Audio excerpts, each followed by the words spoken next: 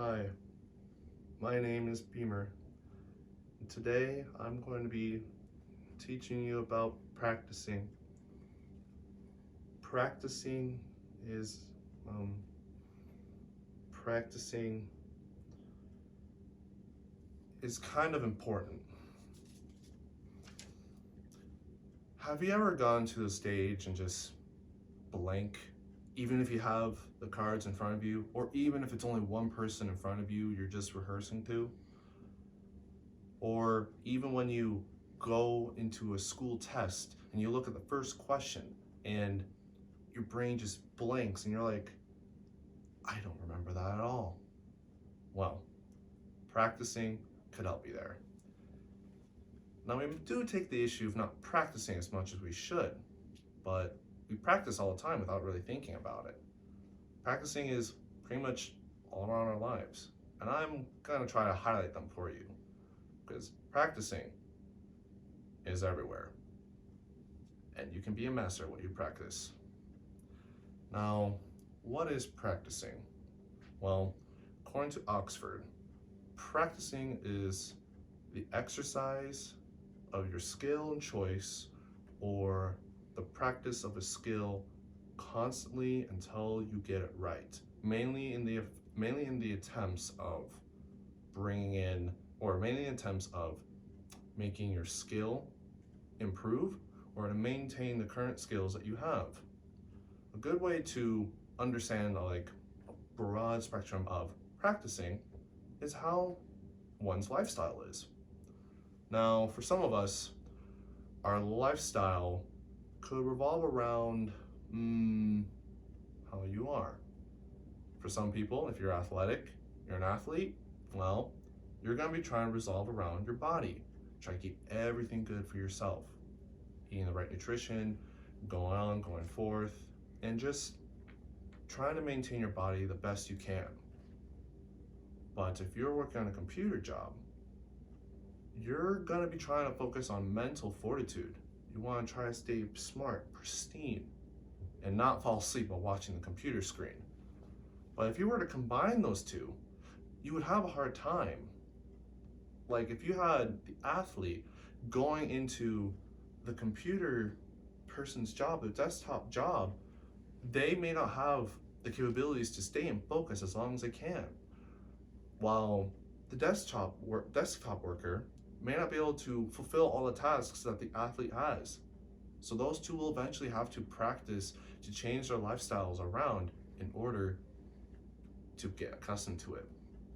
But the cool thing is, if you were to switch them and pull them back from their old lifestyle or from their new lifestyle to their old one, they can get readjusted to it far quicker than the other one because they're familiar with it. And speaking with familiarity, that's another important thing about practicing.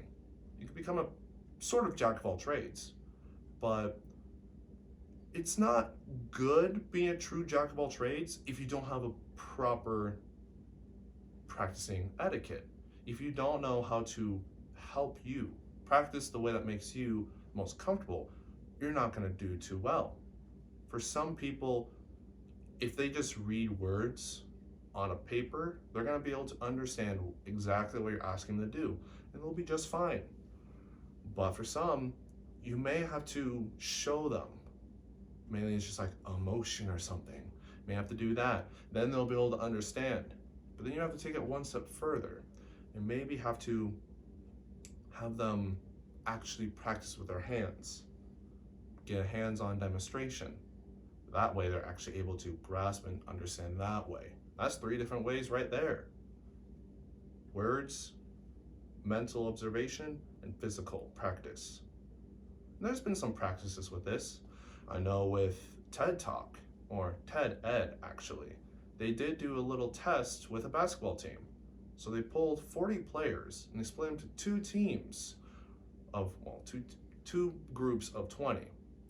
Group A, they were just shooting hoops, pretty much doing traditional practice. And they were trying to develop more muscle memory, which happens to be really important for athletes.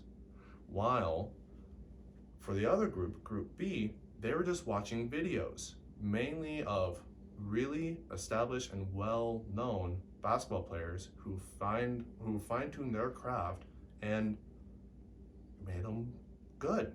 And they just practiced them, studied them. The two of them did both completely different for 1 hour a day, every day for a week. They all came back and they did their test results. The results are pretty comparable. They both increased to some degree. Wasn't drastic because it was only a week, but they increased. Now, when it comes down to those things, they all just come and go. But in the end, you need to find a skill that works for you. Now, the hardest one. This tends to be the one that can make us all go away from their time or anything of the sort. Aside from that, the most universal thing for practice is time.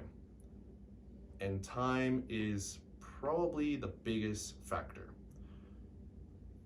It's one thing that can define whether someone is a master of their craft or an amateur. And if you look at it that way, it's pretty interesting. Now, when it comes down to individuals, mainly us, that reminds me, language. Sorry. When it comes down to the language, we all speak English, or at least most of us can. We're at the point in our lives where we can speak it fluidly and we take it for granted. We don't think about it all the time. But when you're trying to learn a new language, it's pretty tough. Now, when you start going there, it can be a little tough. But when you learn a new language, you find yourself having a hard time to wrap your head around all the material and absorb what's going on. So in that time, let me just give you a reference, for example. If you want to learn a new language, let's say if you study about 5 hours a day or 4 hours a day, 5 times a week.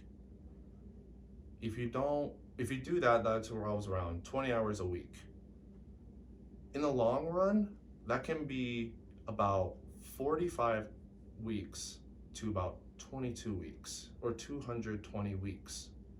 When those all come together, that can result to about 1 year to almost 4 years of practicing.